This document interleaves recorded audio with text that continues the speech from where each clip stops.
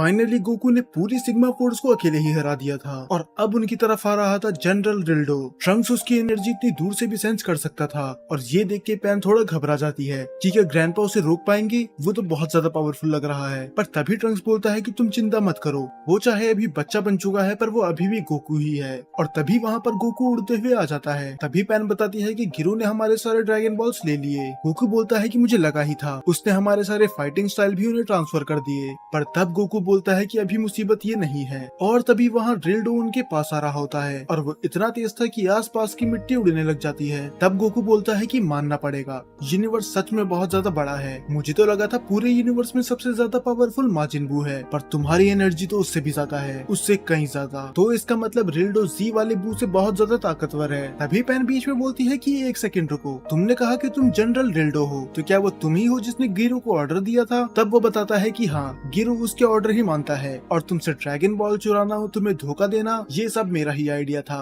और पैन को ये सुन के गुस्सा आ जाता है और वो बोलती है कि मुझे गिरो से नफरत है, पर तुम उससे भी ज्यादा घटिया हो। और पैन अपने एक पंच और एक किक में ही उसकी हेकड़ी निकाल देती है और वो वहीं पर ही ढेर हो जाता है। गोकू को समझ में नहीं आता कि आखिर पैन इतनी ताकतवर कैसे हो गई। तब ट्रंक्स बोलता है आखिर पोती किसकी है? पैन भी बोलती है कि देखा ना मैं क्या कर सकती हूँ, तो अब मुझे बच्चों की तरह ट्रीट करना बंद करो। तब गोकू बोलता है कि मैंने जितना सोचा था ये उतना पावरफुल तो नहीं है। तब पैन फिर से उसकी तरफ मुड़ती है और वो बोलती है अगर तुम नहीं चाहते कि मैं तुम्हारा भरता बनाऊं तो मुझे ड्रैगन बॉल्स दे दो। पर तभी वो अपने पैरों पे खड़ा हो जाता है। दर्द होना तो दूर की बात है, उसे तो एक खरोच तक नहीं आई थी।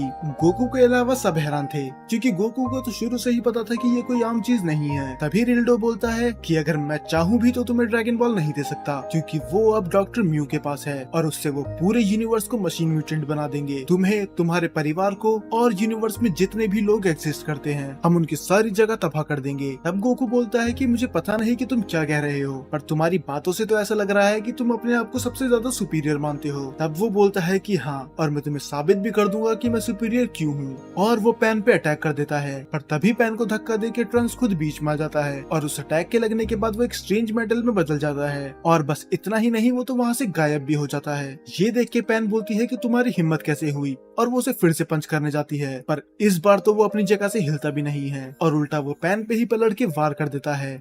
वो उससे पूछती है कि ट्रंक्स के साथ क्या हुआ, वो गायब कैसे हो गया। तब गोकू बोलता है कि मुझे इतना तो समझ में आ गया कि ये इंस्टेंट ट्रांसमिशन की तरह है और अब ये तुम हमें बताओगे कि वो कहाँ गया। तब रिल्डो बताता है कि वो उस टावर में गया है और वहाँ से वो जाएगा डॉक्टर म्यू के पास और तुम लोग भी। उसके बाद वो गोकू पे अटैक करने लग जाता है, पर गोकू उन सभी अटैक को डॉज कर रहा था और वो सारी चीजें ही उस मेटल की बन जा रही थी, यहाँ तक कि उनकी शिप भी। गोकू बोलता है कि तुम्हें मानना पड़ेगा, क्योंकि अगर एक भी हिट मुझे लग गया तो मेरा गेम तो यही खत्म हो जाएगा। पर अफसोस, मुझे हराना इतना आसान नहीं होगा। मैंने अपनी पूरी जिंदगी मार्शल आर्ट की प्रैक्टिस करी है। अब ये इनसे लड़ने लग जाता है और पैन जाती है ट्रंक्स को बचाने के लिए। वो टावर के टॉप में ही एक बहुत बड़ा होल कर देती है। वहाँ पर रोबो आर्मी उसे रोकने तो आती है, पर वो बेचारे कैसे ही रोकते। पैन उन सभी रोबोट को मार मार के उनकी नानी याद दिला देती है और बेचारा एक रोबोट वहाँ से बच के भाग रहा था, पर पैन उसे पकड़ लेती है और वो उससे पूछती है कि ट्रंक्स कहाँ है, और फाइनली उसे बताना ही पड़ता है। और दूसरी तरफ गोकू, मानो वो तो थोड़ा खुश था, कम से कम माजिन बू के बाद कोई तो आया जो उसे टक्कर दे सकता है। वो दोनों ही बराबरी की फाइट कर रहे थे, पर अचानक से ही गोकू के मुंह पे आके एक पंच लगता है। तब गोकू बोलता है कि तुमने बताया नहीं कि तुम्हारा हाथ अलग हो सकता है, ये तो बहुत ज्यादा चीप ट्रिक थी। तब वो बोलता है कि मेरे पास ऐसी और कई ज्यादा ट्रिक्स हैं, और तभी उसका वो पंच वापस आता है और गोकू का मुंह पकड़ लेता है। शुरू में तो गोकू चिल्लाता है जैसे उसे दर्द हो रहा हो, पर बाद में वो हंसने लग जाता है और अपने की ब्लास्ट से उस पर लगातार अटैक करते रहता है। अब रिल्डो भी उससे बहुत ज्यादा इम्प्रेस था। वो बोलता है कि अब मुझे समझ में आ रहा है कि डॉक्टर म्यू तुम्हें क्यों चाहते हैं। यकीन मानो, अगर तुम एक बार मशीन म्यूटेंट बन गए तो तुम मुझसे भी ज्यादा पावरफुल हो जाओगे। तब गोकू बोलता है कि मतलब क्या है,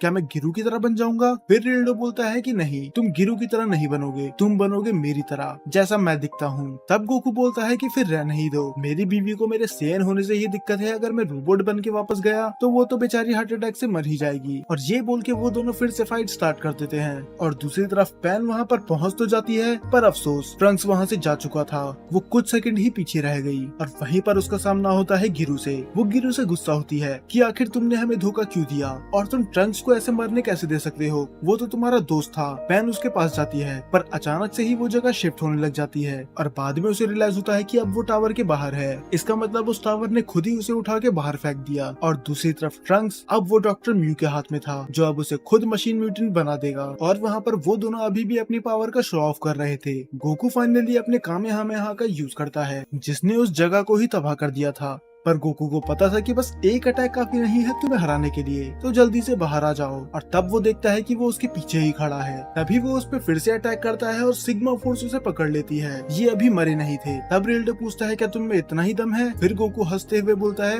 कि अभी तो मैं बस वार्म अप ही कर रहा था। और वो ट्रांसफॉर्म हो जाता है सुपर सेयन में और बस ट्रांसफॉर्म होने की वजह से ही वो पूरी सिग्मा फोर्स के टुकड़े टुकड़े कर देता है और आधी से ज्यादा जगह तो तबाह भी हो जाती है। तुम सच बोल रहे थे जब तुमने कहा था कि तुम होल्ड बैक कर रहे हो, क्योंकि अब तुम्हारी ताकत 100 गुना ज्यादा बढ़ चुकी है। फिर गोकू भी बोलता है कि मुझे पता है कि अभी तक तुमने अपनी पूरी पावर का यूज नहीं करा, तो क्यों ना इस बार हम खेलना छोड़ दें और अब सीरियस फाइट करें। तब रिल्डो बोलता है कि मुझे लगा तो नहीं था कि मैं इसका यूज करूंगा, पर तुम कोई नॉर्मल अपोनेंट नहीं हो। और वो सारी सिग्मा फोर्स को अपने अंदर अब्सॉर्ब कर लेता है और बन जाता है हाइपर मेगा रिल्डो।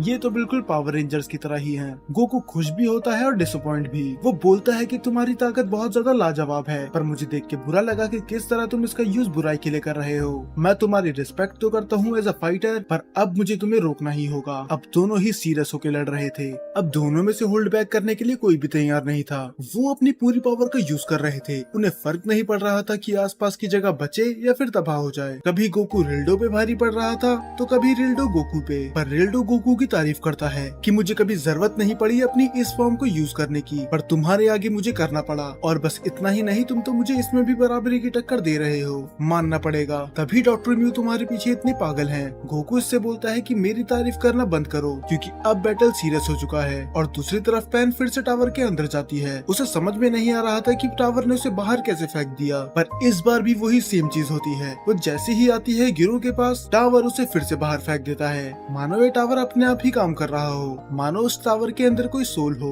और वहाँ पर गोकू ने रिल्डो का पूरा आर्मर ही तोड़ दिया था, पर फिर भी ऐसा लग रहा था कि रिल्डो को कोई फर्क नहीं पड़ रहा। और तभी वो उस मटेरियल को अब्सॉर्ब करके अपने आप को पूरी तरह से हील कर लेता है। गोकू बोलता है कि मुझे लगा ही था कि तुम इतनी जल्दी तो नहीं हारोगे। तो अब वो फिर से यूज करता है कामेहामेहा का, पर इस बार कुछ अलग था। रिल्डो अपने आप को बस हील नहीं कर रहा था, वो जा रहा था अपनी नेक्स्ट फॉर्म की तरफ। गोकू बोलता है क्या तुमने और भी सीक्रेट छुपा के रखे हैं? और जैसे ही वो उस पर अटैक करने वाला था, रिल्डो जमीन के नीचे से बहुत सारे पेड़ और बिल्डिंग्स निकाल देता है, जो गोकू को अपने साथ लेके चली जाती है। और वो खुद भी उस मटेरियल का बन के जमीन के अंदर चली जाता है। और दूसरी तरफ पैन तो अब गिनती भी भूल चुकी थी कि उस टावर ने उसे कितनी बार बाहर फेंक दिया। अब तो उसे बहुत ज्यादा गुस्सा आ चुका था, इतना कि अगर कोई भी उसके सामने आ जाए वो उसका मुंह तोड़ दे। और होता भी ऐसे ही है। वो सभी गार्ड को मारकर आगे जा ही रही होती है, पर तभी पीछे से उसे कोई आवाज लगाता है। वो उसे मारने ही वाली थी, पर वो उसे रोकता है कि रुको, ये मैं हूँ। और फिर पैन को भी याद आता है कि ये वही साइंटिस्ट है जिसे इसने कुछ टाइम पहले बचाया था, जिसे रिल्डो और बाकी सब डिसमेंटल करने वाले थे। पैन थोड़ा खुश होती है कि ये फाइनली बच गया,